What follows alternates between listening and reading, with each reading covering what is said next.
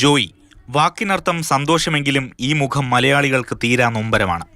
ആമേഴിഞ്ചാൻ തോട് കടന്നുപോകുന്ന റെയിൽവേയുടെ ഭാഗത്ത് മാലിന്യം വൃത്തിയാക്കുന്നതിനിടെയാണ് ജോയി മാലിന്യ ചുഴിയിൽ അകപ്പെട്ടത്.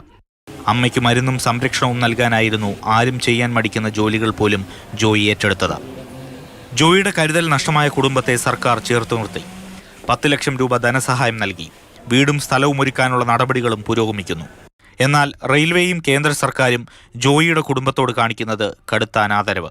മനുഷ്യത്വത്തിലേക്ക് ഇതുവരെ എത്തിച്ചേരാനാകാത്ത യാത്രയാണ് റെയിൽവേ ഇപ്പോഴും നടത്തുന്നതിൻ്റെ തെളിവാണിത്. 3ാമത്തെ കത്താണ് ബഹുമാനപ്പെട്ട റെയിൽവേ മന്ത്രിക്ക് അയച്ചത്. ഇത് സംബന്ധിച്ചൊരു മറുപടി, തൃപ്തികരമായ ഒരു ഉത്തരം ഒന്നും റെയിൽവേയുടെ ഭാഗത്തുനിന്നുണ്ടായിട്ടില്ല. വിഷയം ചൂണ്ടിക്കാട്ടി വീണ്ടും റെയിൽവേ മന്ത്രിക്ക് കത്ത് നൽകിയിട്ടുണ്ട് MP A റഹീം. രാജ്യസഭയിൽ വീണ്ടും ഉന്നയിക്കും.